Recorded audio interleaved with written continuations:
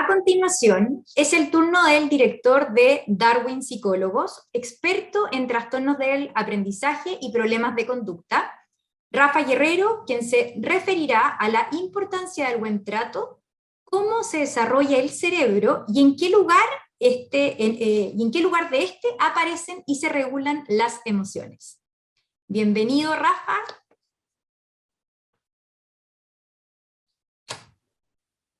Muy buenos días, ¿qué tal, Vicky? Bueno, pues muchísimas gracias por tu presentación, muchísimas gracias por invitarme a este gran congreso, ¿no? Donde estamos aquí buenos amigos. Bueno, quiero agradecerle a la Fundación que me hayan invitado, que hayan pensado en mí y, bueno, pues dar la bienvenida a todo el mundo y, bueno, tremendamente agradecido de compartir también cartel con Felipe, que he estado escuchándole muy atentamente, me ha encantado.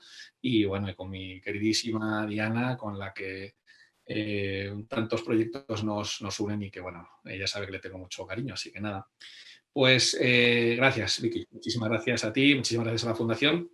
Y bueno, pues es mi turno para, como bien estaba adelantando Vicky, para hablar del cerebro, ¿no? Además, me ha encantado la intervención de mi colega Felipe, porque ha acabado de la manera que yo voy a empezar y voy a continuar durante toda mi intervención, que es hablando del cerebro. Así que, bueno, como aperitivo, la verdad que me viene fenomenal la manera que ha tenido de acabar Felipe. Bueno, voy a compartir la presentación. Espero que la estéis viendo bien. Bueno, el título que le quiero poner a mi intervención es este que estáis viendo. El cerebro infantil, la gran oportunidad. Porque, como bien ha comentado Felipe, le ha hecho un análisis bastante sintético y bastante interesante de la sociedad en la que vivimos. Una sociedad tremendamente conductista, una sociedad donde lo importante es el destino y no tanto el viaje. Y claro, dentro de todo esto nos encontramos con que estamos hablando de menores, de niños que vienen a este mundo con un cerebro tremendamente inmaduro, con un cerebro que potencialmente tiene una gran capacidad, que tiene que crecer, que tiene que desarrollarse, y para eso, desde luego, que necesita de algo que conocemos como los buenos tratos. Hablamos mucho de los malos tratos, hablamos mucho del maltrato, hablamos mucho de la violencia, hablamos mucho del juego del calamar, ¿no? Que hablábamos al principio antes de entrar en directo. Hablamos mucho de todo lo que tiene que ver con los aportes negativos que les hacemos a nuestros hijos, y está muy bien, desde luego que está muy bien, pero nos olvidamos en muchas ocasiones de hablar de los buenos tratos, ¿no? Es decir, ¿qué elementos, qué circunstancias, qué variables podemos aportar nosotros como adultos, nosotros como sociedad, para poder hacer que este cerebro, es una réplica de un cerebro adulto, que el cerebro adulto pesa en torno a 1.200, 1.300, 1.400 gramos, ¿no? Aproximadamente, pero el cerebro de un recién nacido es un cuarto de lo que pesa este cerebro adulto. Es decir, estamos hablando de unos 330, 350 gramos. Pero no es tan importante el tamaño, no es tan importante el peso del cerebro de un ser humano como la conectividad. Lo que marca la diferencia entre un cerebro de un menor, hablemos de un neonato, hablemos de un chiquitín de 6 meses, o de un niño, de una niña de 2 o 3 añitos, en comparación con un adulto, lo que marca la diferencia no es tanto el tamaño, no es tanto el volumen, como la conectividad. Esos procesos de intercambio de información y de conexión que se producen entre los distintos grupos neuronales. Vamos a tratar de hacer vamos a ir dando vueltas, ¿no? al elemento principal que quiero llegar, que es hablar del cerebro y el funcionamiento cerebral.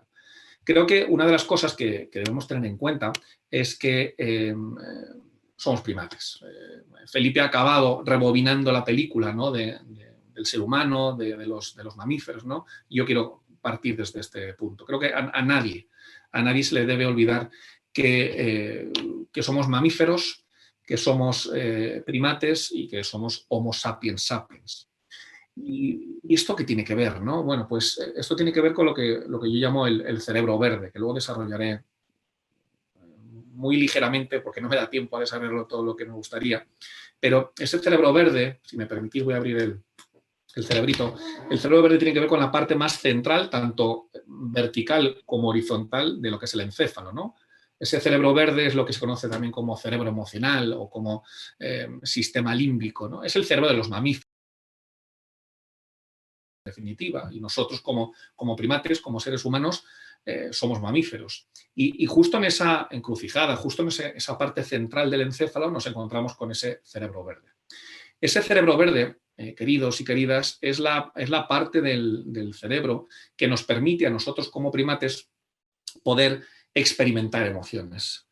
Nos permite poder vincularnos y relacionarnos. Nos permite, como decía Felipe, que hablaba también magníficamente del apego. Ese sistema, ¿no? Esa relación especial, ese lazo afectivo invisible en el cual nosotros como especie inmadura, desde el momento del nacimiento, nos unimos, nos conectamos, nos relacionamos con nuestros cuidadores principales, que habitualmente suele ser mamá y papá.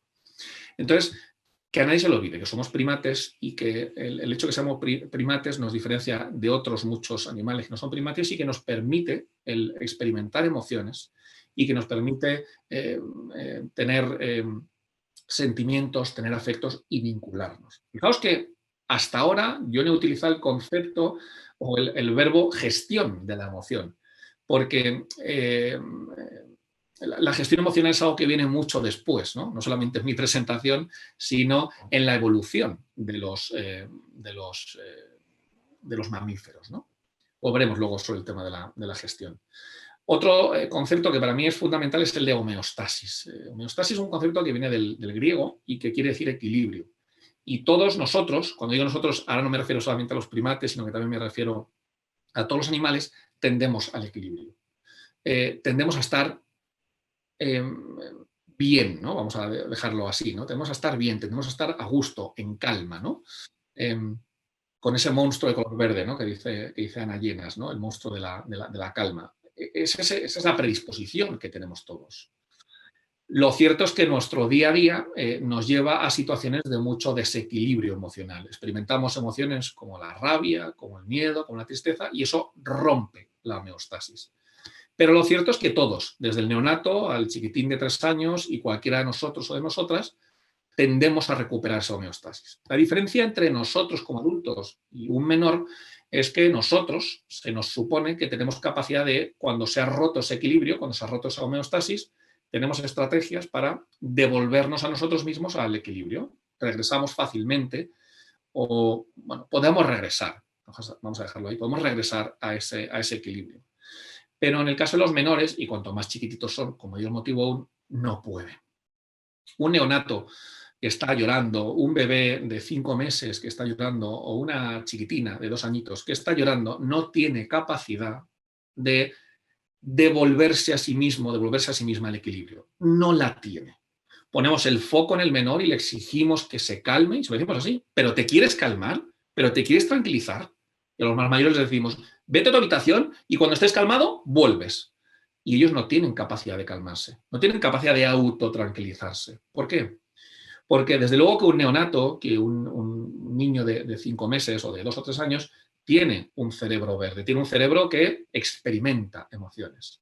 Pero lo que no tienen estos chiquitines con estas edades que estamos comentando es la zona del cerebro que se encarga de la gestión de lo que ocurre en la parte emocional. Lo que conocemos como inteligencia emocional, lo que conocemos como la capacidad de gestión de nuestras emociones, es algo que se produce en esa interacción o en esa comunicación entre lo que yo llamo el cerebro amarillo, que luego lo veremos, y el cerebro verde. El cerebro verde, en esencia, no hace falta enseñarlo. Es decir, no hace falta enseñar a nuestros niños a que experimenten emociones. No se le dice a un niño qué caras tiene que poner o qué cosas tiene que hacer cuando está enfadado o cuando siente miedo. Eso no se enseña, eso es innato. Por lo tanto, buena parte del cerebro verde es innata. Ya está codificado desde antes de nacer. Ahora, lo que debemos enseñar y por tanto deben aprender nuestros hijos es a desarrollar esta zona del cerebro, a desarrollar su corteza prefrontal, que está en la estructura anatómica que ubicamos aquí, la parte anterior a la frente, y eso es lo que les va a permitir el día de mañana poder regular sus emociones. Pero desde el nacimiento, aunque tengan intención de volver al equilibrio, no pueden, a no ser que alguien les ayude. Por lo tanto, este niño que está completamente desregulado, que siente mucha rabia o siente mucho miedo, no necesita de un adulto que le eche en cara o que se centre en su poca capacidad o en su ilusión de que se regule emocionalmente porque cerebralmente, madurativamente no puede. ¿Qué necesita este niño pequeño? Necesita de un adulto, de un mayor, que sea capaz de, desde su cerebro amarillo, desde su corteza frontal, regular lo que está ocurriendo en su cerebro verde. Y eso es ayudar desde nosotros, ¿no? Desde el adulto, ayudar a nuestros menores, ayudar a nuestros niños y a nuestras niñas a alcanzar o a recuperar esa homeostasis de la que estamos hablando. Por lo tanto, adultos que estáis aquí, que estáis en este magnífico congreso, que seamos conscientes y que nos hagamos cargo de que los niños no son capaces de regularse, no son capaces de hacerse cargo. Lo tienen que hacer con nosotros, bajo nuestra supervisión, bajo nuestro acompañamiento. Y poquito a poco, a medida que vayan pasando los meses, los años, irán alcanzando, irán desarrollando esa capacidad de equilibrio y de gestión emocional. De esta manera, ¿no? Hablamos del equilibrio emocional, pero también en ocasiones nos encontramos con un desequilibrio emocional. Esta es la manera habitual, ¿no? En la que un niño se encuentra desregulado emocionalmente.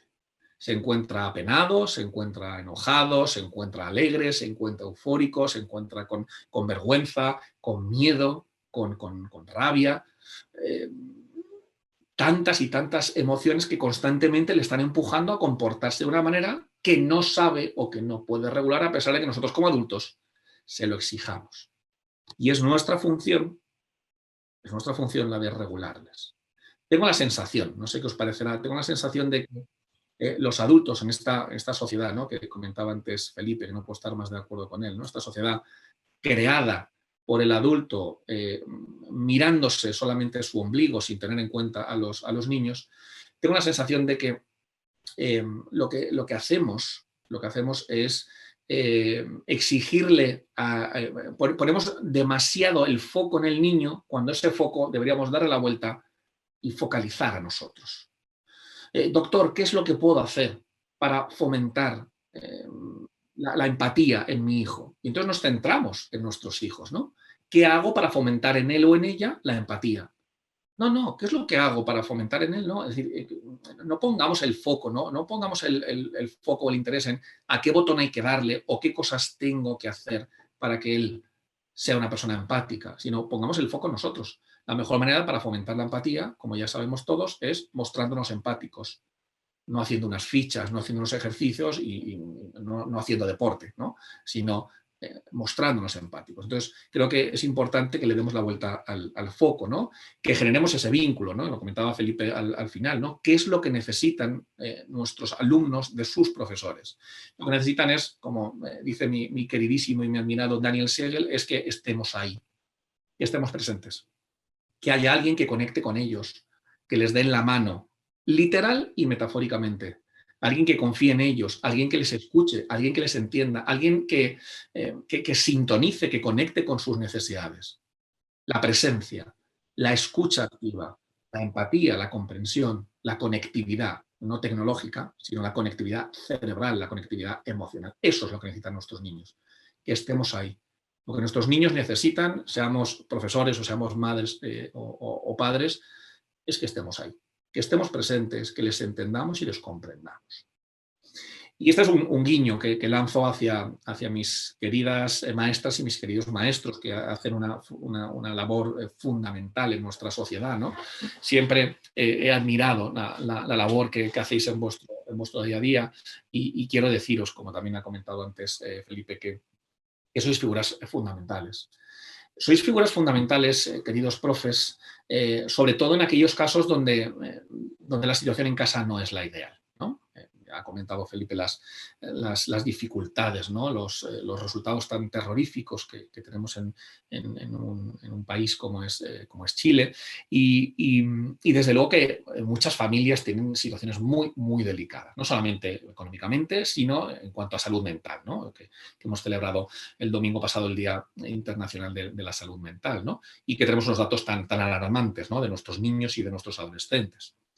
Bueno, pues vosotros, profes y profas, sois la segunda oportunidad.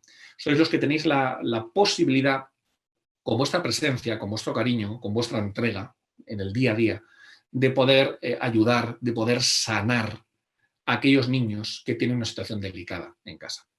Aquellos niños que tienen un apego inseguro, aquellos niños que tienen una manera insana de relacionarse, vosotros como profes tenéis la capacidad de sanarles, porque me gusta decir que lo que cura es el vínculo. Entonces, la manera que tenéis de vincularos con vuestros alumnos, eso sana, eso cura, ¿no? Por lo tanto, en definitiva, podemos resumir todo esto que estoy contando para ponerlo un poco con un poquito de orden, es que necesitamos 4 etapas o 4 fases para poder regular emocionalmente a nuestros hijos. Hemos dicho que un menor no tiene la capacidad de regularse por sí mismo, necesita de un adulto que le regule desde su cerebro amarillo, desde su corteza frontal. Por lo tanto, un menor que esté desregulado, que sienta miedo, que sienta rabia, lo que necesita es de un adulto, hablemos de mamá, de papá, hablemos de un profesor, que esté disponible. Estar disponible quiere decir que esté presente. Pero ojo, no consiste en estar solamente presente de cuerpo, ¿no? Estar físicamente al lado de nuestro hijo o al lado de nuestro alumno, sino estar accesible. No conectar con nuestros móviles y con la tecnología, sino conectar con nuestros hijos. Por eso no basta con estar físicamente en el mismo cuarto, en el mismo parque, en la misma aula, ¿no? que nuestros alumnos, que nuestros hijos, sino que hay que ponernos en modo avión para absolutamente todo, menos para quien tengo delante, que es mi hijo, que es mi hija, que son mis alumnos. Pongamos en modo avión absolutamente todo, menos a nuestros hijos. Conectemos con ellos. En un tercer paso lo que hay que hacer es sintonizar. Si yo estoy disponible y estoy accesible, es decir, estoy en modo avión para todo, menos para mi hijo, menos para mi clase, lo que puedo hacer, lo que estoy en disposición es de sintonizar, es de conectar. Decíamos antes, cerebro verde activo, una emoción muy intensa, un conflicto muy grande en el aula, y entonces necesitamos de un adulto, de un profesor, de una madre, de un padre, que desde su cerebro gestor, ¿no? que es el cerebro amarillo, conecte con lo que está ocurriendo en el cerebro verde y que sintonice, que llevemos a cabo lo que conocemos como el proceso empático. Sintonicemos, conectemos, empaticemos con nuestros hijos. Y en cuarto y último lugar, si yo estoy disponible, si yo estoy accesible, si yo sintonizo y conecto contigo, estoy en disposición de darte lo que tú necesitas, no lo que a mí me apetece, no lo que a mí me gustaría, sino lo que tú necesitas. Y como dice mi queridísimo José Antonio Fernández Bravo, tenemos que dar una vuelta a todo esto, porque muchas veces los profesores estamos tan pendientes de lo que deseamos enseñar que no atendemos las necesidades de nuestros alumnos. Y eso es ser responsivo. Ser responsivo consiste en que yo dé una respuesta en base a lo que yo he captado en la fase anterior, que es la de sintonización. Algo tan sencillo como que cuando nuestro hijo siente miedo, lo que hay que hacer es hacernos cargo de ese miedo y tratar de dar herramientas para que le devuelvan a ese equilibrio, porque ahora está en una situación de miedo. El miedo no se soluciona negándolo, silenciándolo, como vamos a ver luego. Eso es ser responsivo. Es muy sencillo explicarlo, pero es difícil de llevarlo a la práctica, ¿no? Por lo tanto, el proceso de sintonización emocional es un proceso que es fundamental. El ser humano, los mamíferos, tendemos a la conexión y es fundamental que conectemos.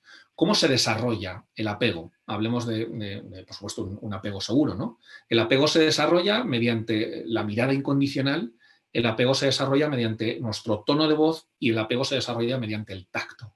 ¿Cómo tocamos? ¿Cómo acariciamos? ¿Cómo miramos? ¿Y qué voz? ¿Qué tono de voz utilizamos en las interacciones con nuestros hijos? Son 3 pilares fundamentales para poder desarrollar un apego seguro, o lo contrario, un apego inseguro, ¿no?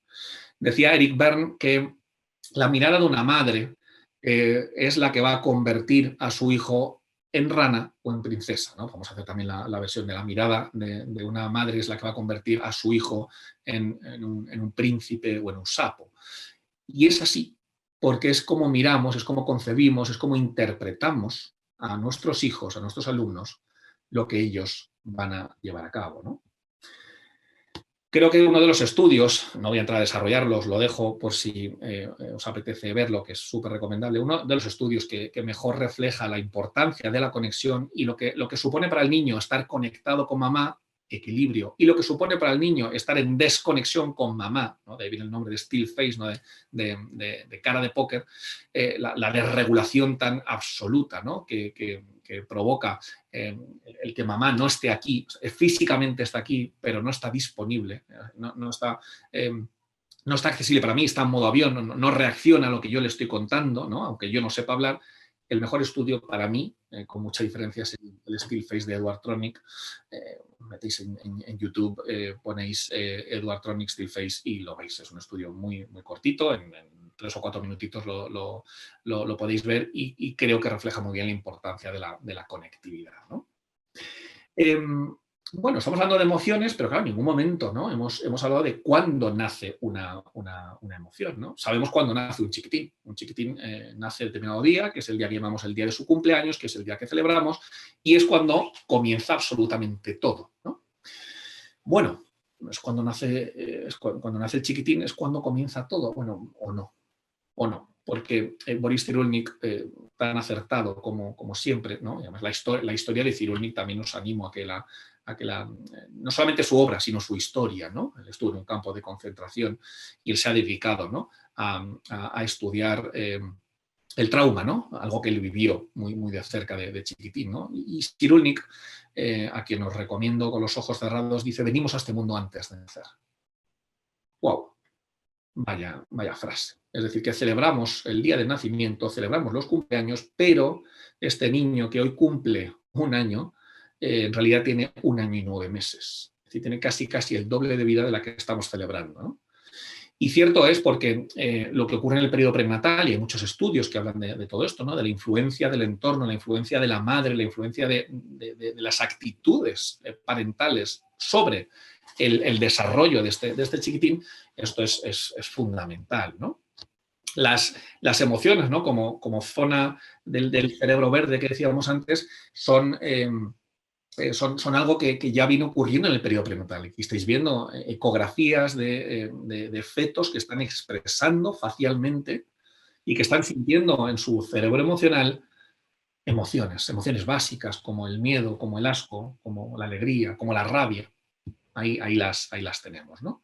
Y como dice Daniel Goleman, somos analfabetos emocionales, lo cual quiere decir que, como he dicho antes, ¿no? Que tenemos la capacidad desde el nacimiento y hasta incluso desde antes de nacer de sentir, ¿no? Como para atrás, de sentir, de experimentar emociones. Nuestro sistema límbico, nuestras amígdalas cerebrales, que luego hablamos de ellas, nos permiten sentir emociones y nadie nos ha enseñado a sentir emociones, es algo innato, pero yo no tengo capacidad de gestionar, y esta es la zona de la gestión, mis emociones. Yo experimento emociones, como neonato, como niño de 1 año, pero yo no soy capaz de regularlas. Y necesito de un adulto que me ayude a regular mis emociones.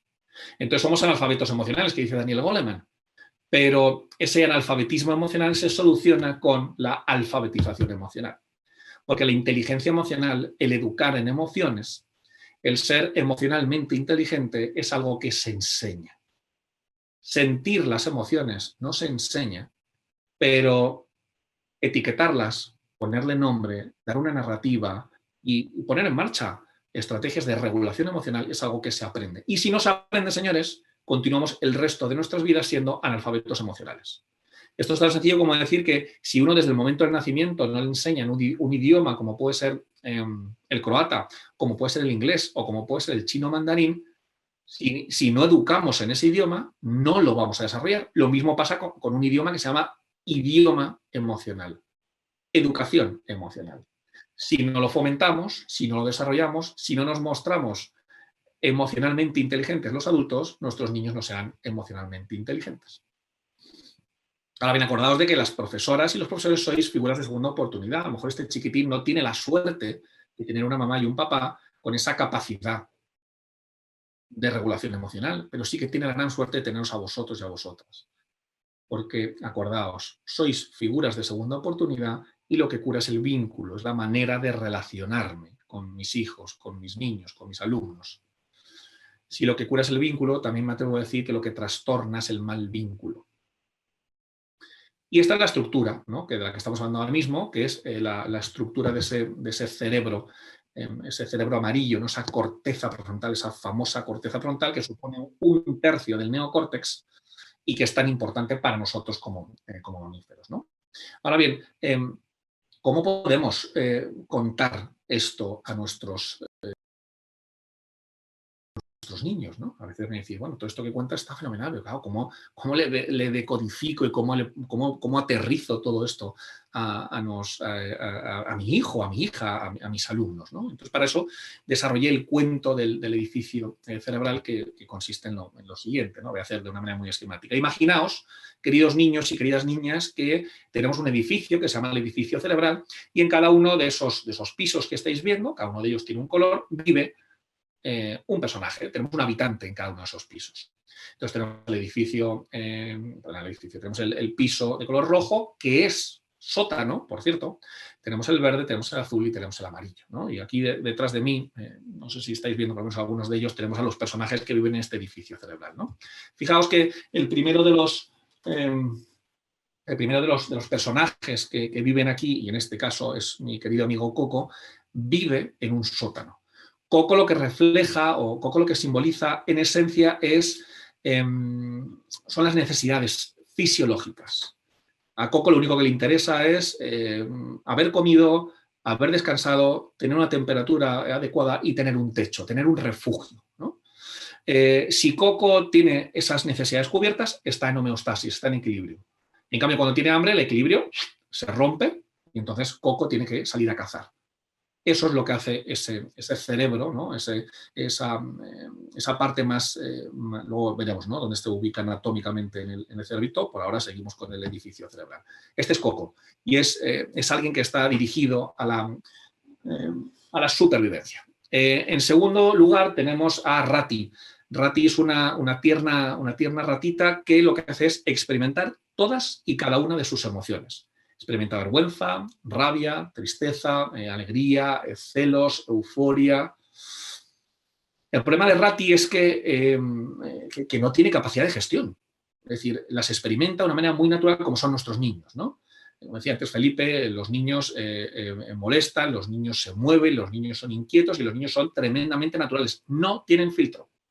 Entonces, como no tienen filtro, no sabe regularse emocionalmente. Claro, Rati necesita un complemento que le ayude ¿a qué?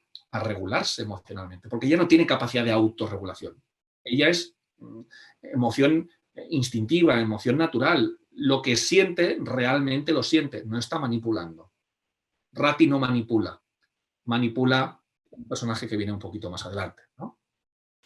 En tercer lugar, tenemos a nuestra amiga Data, y Data sobre todo lo que refleja, igual que Rati es la parte emocional, Data es la parte, que es el piso azul, ¿no? Lo que ella representa sobre todo es la parte más pensante, la parte más racional, la parte más cognitiva, pero sigue siendo muy inconsciente, y es como una inmensa biblioteca, ¿no?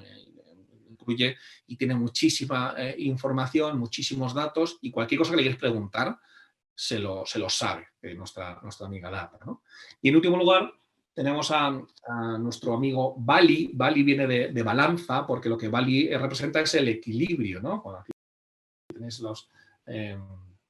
la balanza, y cuando Bali está en equilibrio tiene la capacidad de gestionar la parte más instintiva, la parte más emocional y la parte más pensante.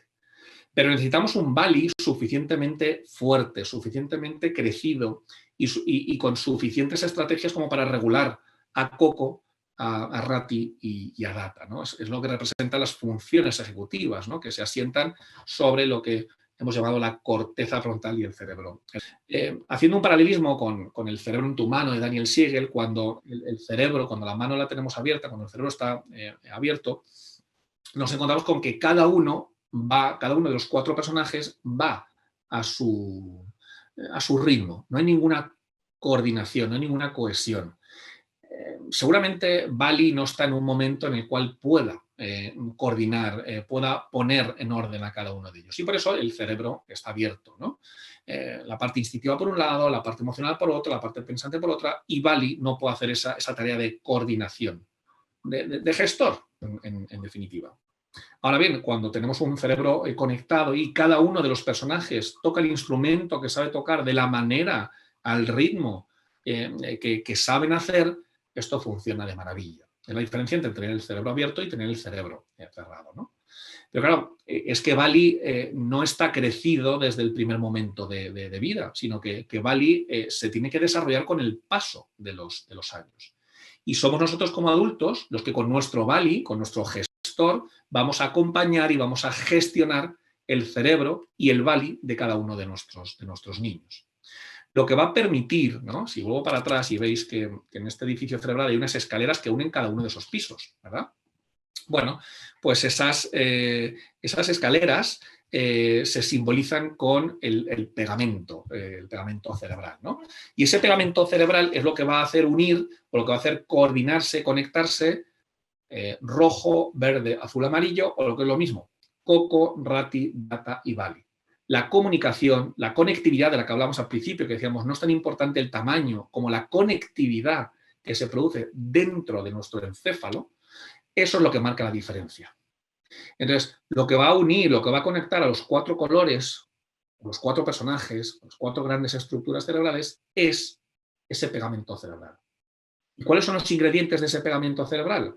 Bueno, la protección, la importancia de que protejamos a nuestros niños, el que fomentemos la autonomía, el dar narrativas o explicaciones adecuadas a su edad y adecuadas a las circunstancias, que expliquemos no solamente lo que ocurre fuera, sino lo que ocurre en su cuerpo, sus sensaciones, que etiquetemos emociones, no personas,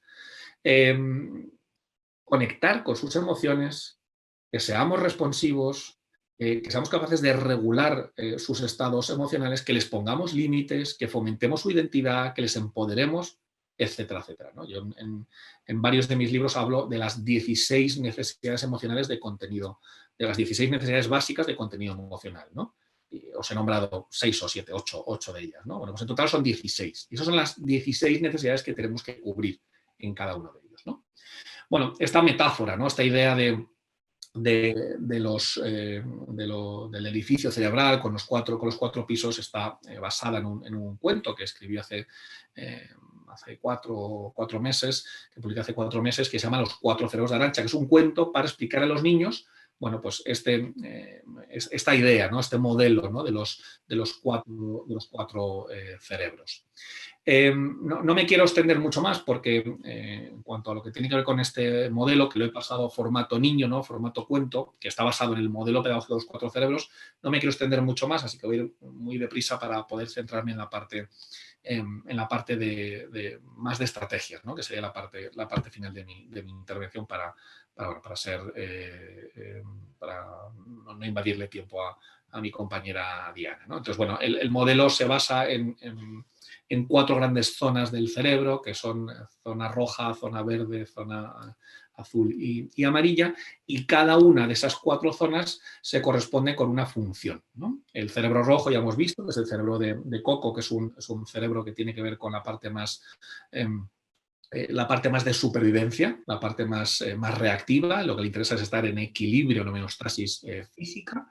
Luego tenemos un cerebro emocional, que es un cerebro mamífero, donde experimentamos emociones, pero no regulamos las emociones, las experimentamos.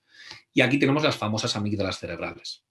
En el momento en que cualquiera de nosotros, adultos, adolescentes, niños, experimentamos una emoción intensa, como puede ser la rabia, como puede ser el miedo, la tristeza, la euforia, las amígdalas que están ubicadas en este cerebro verde se hiperactivan.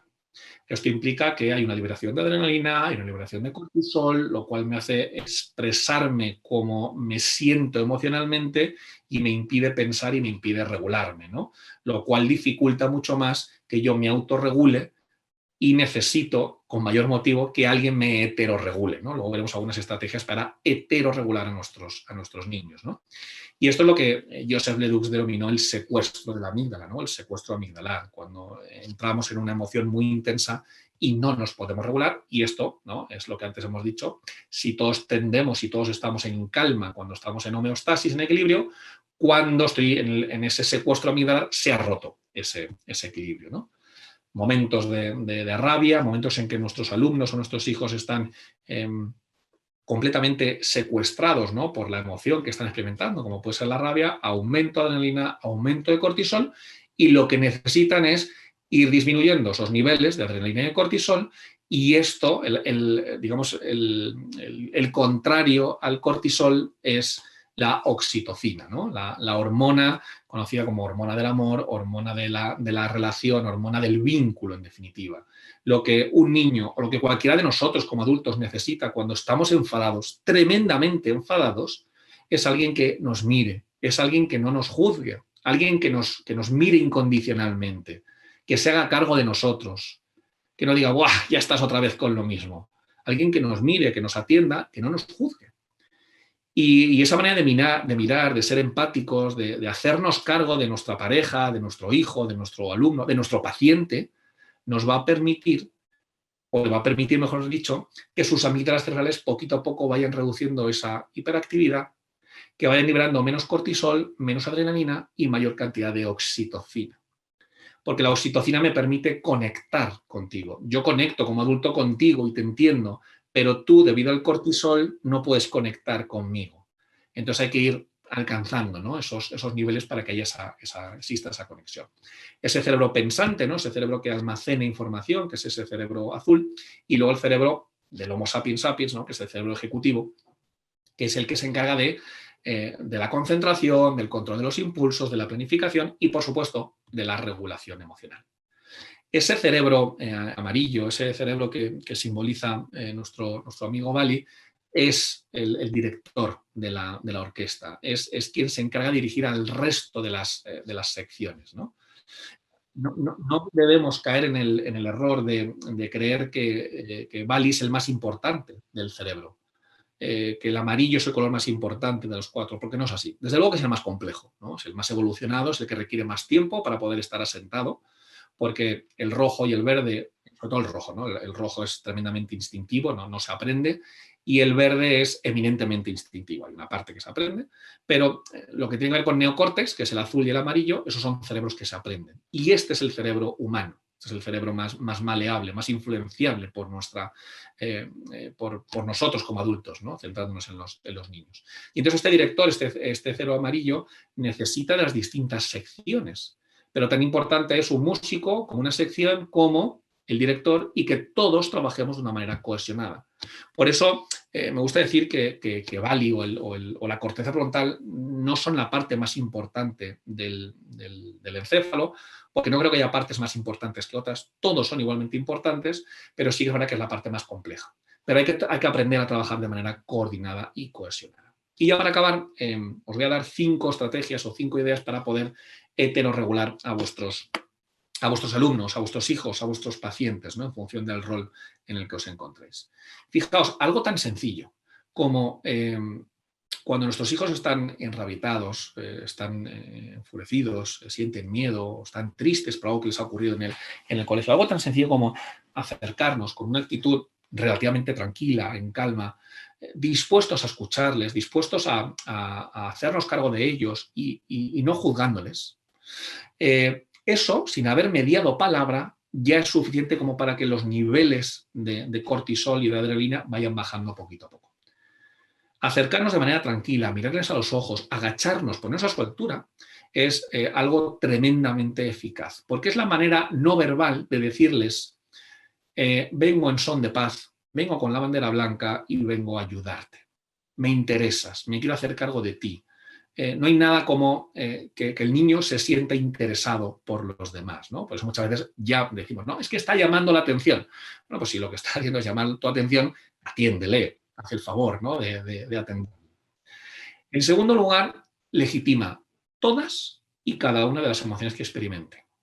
Te podrán gustar o no te podrán gustar. Te vendrá bien que ahora expreses esa emoción o no. Bien, todo lo que puedas pensar, todo lo que puedas decir me parece perfecto, pero no entra en juego. Porque las emociones, hemos dicho antes, que nacen en el cerebro verde. Y como el cerebro verde es un cerebro muy instintivo, muy automático, muy inconsciente, yo como niño y yo como adulto no puedo hacer nada para evitar sentirme triste. Yo lo que sí que puedo hacer luego es hacerme cargo de la tristeza y tratar de regularla. Pero el nacimiento de la emoción no puedo evitarla. Como dice mi querido Rafael Vizquerra, las emociones ocurren de manera irremediable. Ocurren. Otra cosa es la gestión. Una cosa es la emoción y otra cosa es la gestión de la emoción. el sentimiento, el sentir una emoción es innato. Lo que sí que podemos enseñar a nuestros hijos, a nuestros pacientes, a nuestros niños, es a gestionar esa emoción. Por lo tanto, cuidado con criticar, cuidado con juzgar, ¿no? Y señalar las emociones que experimentan nuestros niños, y no solamente las emociones, sino el etiquetarles, ¿no? Como eres un enfadica o es que eres tan miedoso, ¿no? Por supuesto, ¿no? En tercer lugar, tremendamente importante el que sintonicemos, el que conectemos con sus emociones. Esto es como encender, ¿no? En nuestro cerebro verde, esa wifi, ¿no? Que se conecta, o ese receptor, mejor dicho, que recibe la señal del cerebro verde de nuestro hijo, del cerebro verde de este chiquitín. Y entonces lo que hacemos es tratar de descifrar, gracias a nuestra empatía, gracias a nuestra oxitocina, qué emoción está experimentando, pero desde su perspectiva, no desde la mía. Porque a veces decimos, es que no puedo entender cómo.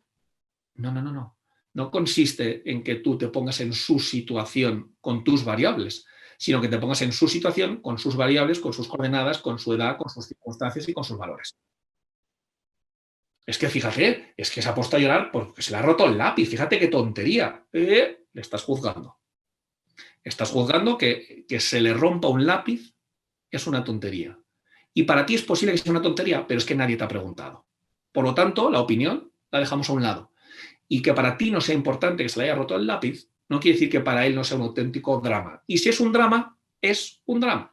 Y hay que hacerse cargo como drama que es, como suceso traumático que es. Hablaba antes Felipe del trauma.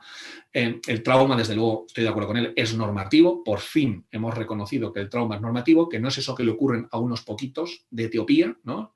No. El trauma es normativo, nos ocurre a todos, absolutamente a todos, y lo que hay que hacer para evitar que una situación se convierta en traumática es lo que vamos a comentar en el quinto punto, ¿no? Que es no silenciar. Por lo tanto, sintonicemos con las necesidades de nuestros niños, activemos nuestros receptores para conectar con su wifi. ¿Qué señales me están llegando? ¿Qué emoción está llegando? ¿En qué situación se encuentra mi hijo? Dejamos a un lado nuestros deseos y nuestras expectativas y nuestros me gustaría que para conectar con sus verdaderas necesidades. Ya estoy acabando, ¿no? La cuarta necesidad tiene que ver con no utilicéis, por lo menos en un primer momento, vuestro cerebro superior, ¿no? Vuestro cerebro racional, vuestro cerebro hasta incluso gestor, para calmar una emoción. En un primer momento. En un primer momento lo que hay que hacer es estar lo más tranquilos posibles, acercarnos al niño. A veces los niños no nos dejan acercarnos porque están en plena rabieta. Fenomenal, están en su derecho. Mantengámonos a 2 metros, a 1 metro, a 5 metros, a lo que nos permitan, ¿no? En plena rabieta a veces los niños no quieren que nos acerquemos. Es normal, es legítimo. Vamos a permitirlo. No utilicéis el razonamiento. Es que no lo puedo entender. Fíjate qué tontería. Mira cómo se pone porque se le ha roto el lápiz. Cuidado, no utilicemos. El cerebro superior, la parte más racional, la parte de etiquetar, de ponerle nombre y dar una narrativa viene después. Claro, porque es que nunca en la historia de calmarse alguien se ha calmado al decirle que se calme, ¿no? El decirle, pero te quieres calmar, no es efectivo. Porque claro que el niño se quiere calmar, pero no sabe cómo. Y tu manera de decir esto, lo único que hace es echarle leña al fuego. Y la quinta y última es fundamental. Que no silenciemos jamás a nuestros niños. Tenemos unos niños tan traumatizados y tenemos unos niños tan vulnerables y tenemos a unos adolescentes y unos adultos tan débiles y tan de cristal porque no cuidamos y no protegemos la infancia y porque silenciamos constantemente a nuestros niños. Un acontecimiento traumático, un acontecimiento, mejor dicho, estresante, se va a convertir en traumático si se silencia. Entonces la sociedad nos dice que no hablemos de aquello que sea desagradable y que sea negativo. Y yo lo que digo es todo lo contrario. Hablemos de lo negativo, hablemos de las emociones desagradables de nuestros hijos y hablemos de nuestras emociones y de nuestras situaciones que nos preocupan a nuestros niños. Si no silenciamos, amortiguamos el trauma. Bueno, todo lo que os he contado, que a veces me preguntáis, ¿no? Bueno, ¿y cómo podemos seguir ahondando en todo esto? Ojalá y sea vuestro caso, ¿no? Que os habéis quedado con ganas de más, ¿no? Bueno, si queréis entrar en cómo podemos potenciar funciones ejecutivas, os recomiendo mi libro Cómo estimular el cerebro del niño, Si queréis entrar en, bueno, desde qué es una neurona, qué es un neurotransmisor, a cómo es el cerebro del adolescente, a cómo se va desarrollando evolutivamente el cerebro, y queréis entrar en detalle en el modelo pedagógico de los 4 cerebros, os recomiendo este libro que he publicado hace un par de semanas, El cerebro infantil y adolescente, ¿vale? Aunque siento deciros, ¿no?, que sé que la mayoría de los alumnos que están inscritos en este curso sois de Latinoamérica. En Latinoamérica a día de hoy no ha llegado, solamente en formato digital. Si lo queréis en formato papel, desde nuestro centro, a los de mi página web, os lo podemos hacer llegar. Y si queréis ahondar en temas emocionales, de apego y de vínculo, tenéis estos dos libros, ¿no? Educación emocional y apego, y Educar en el vínculo. Bueno, ahí tenéis mis 2 redes sociales, de Instagram y de Facebook, que son las 2 únicas que manejo, y bueno, en rafaguerrero.com tenéis todos mis libros, y tenéis también la oportunidad de poder pedirlos, ¿no? Y claro, yo encantado de la vida os los envío firmados y dedicados. Así que nada, bueno, ha sido un verdadero placer, y bueno, dejo paso a mi compi Diana, que estoy deseando escucharla, y nos vemos luego en el turno de preguntas. Muchas gracias. Muchas gracias, Rafa, por esta gran presentación. Quiero destacar, no puedo dejarlo pasar, pero la importancia de hablar de gestión emocional para poder ayudar a los niños a regular sus emociones. Generalmente uno le dice a los niños, bueno, relájate, cálmate, quédate tranquilo, y ellos no saben cómo. Y que el foco debe estar puesto en los adultos que están conviviendo, interactuando con los niños. Debemos modelar la forma en que los niños pueden gestionar sus emociones. Y ese es un gran, gran trabajo para los papás y en general los adultos que trabajan, interactúan o están una gran parte del tiempo con los niños. Así que te agradezco por hablar de este tema tan, tan importante.